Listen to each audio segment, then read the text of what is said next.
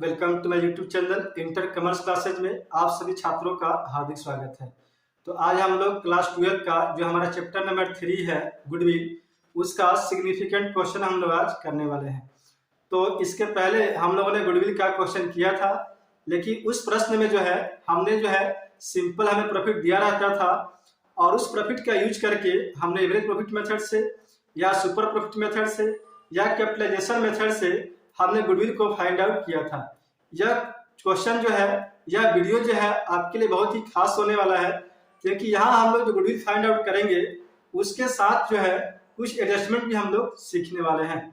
तो सबसे पहले हम लोग क्वेश्चन को एनालिसिस कर लेते हैं और वो हमारा क्वेश्चन क्वेश्चन नंबर ए वो इस प्रकार से है। The profit earn by a business during the last 3 years were as follows. यानी एक बिजनेस का पिछले 3 साल का जो प्रॉफिट है वो इस प्रकार से दिया गया है। फर्स्ट ईयर ₹25,000, यानी पहले साल का जो प्रॉफिट है उस बिजनेस का 25,000 रुपये है। Second year ₹35,000 including N abnormal gain of ₹10,000। और जो दूसरे साल का प्रॉफिट दिया गया है वो है 35,000 रुपये और उस प्रॉफिट में जो हमारा 10,000 रुपये का एबनॉर्मल गेन भी शामिल है।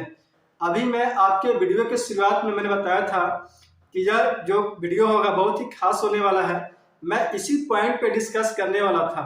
देखिए यहाँ पे जो प्रॉफिट दिया गया है वो दिया गया है 35,000 रुपये और उस 35,000 रुपये में जो 10,000 रुपया हमारा एबनॉर्मल गेन शामिल है। एंड थर्ड ईयर ₹5,000 लॉस और तीसरे साल 5,000 रुपये का लॉस है।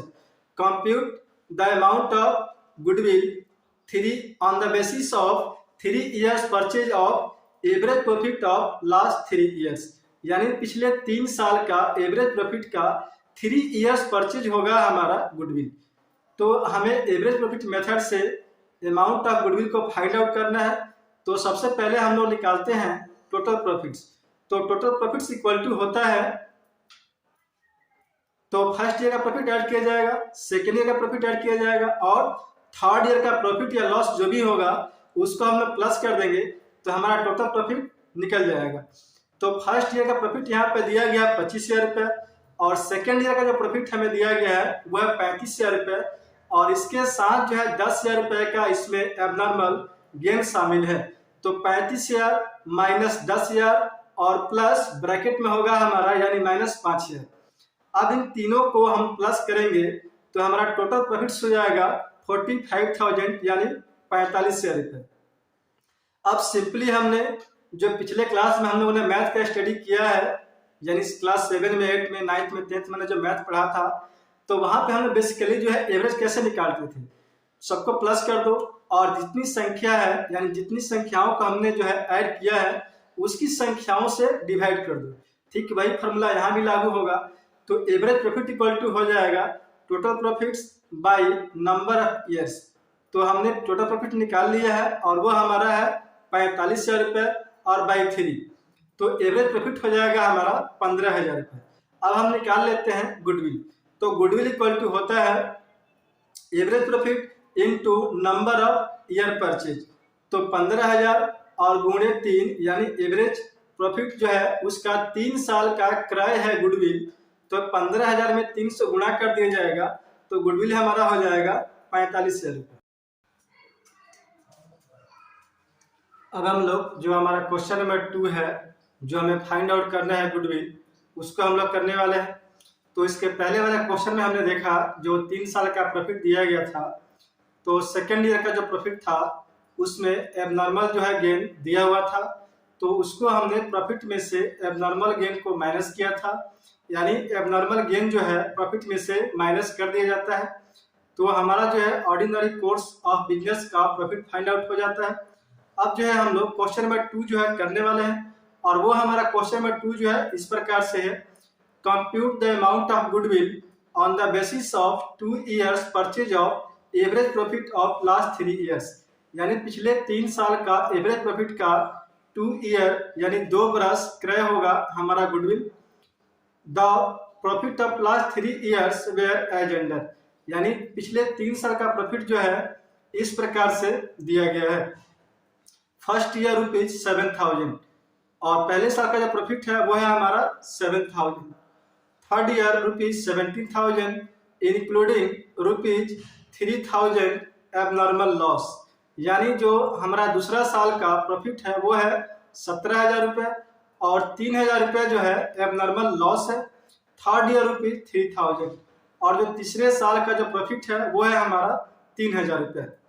तो अब हमें फाइंड आउट करना है गुडविल और हमारा जो बेसिस होगा वो बेसिस होगा एवरेज प्रॉफिट मेथड।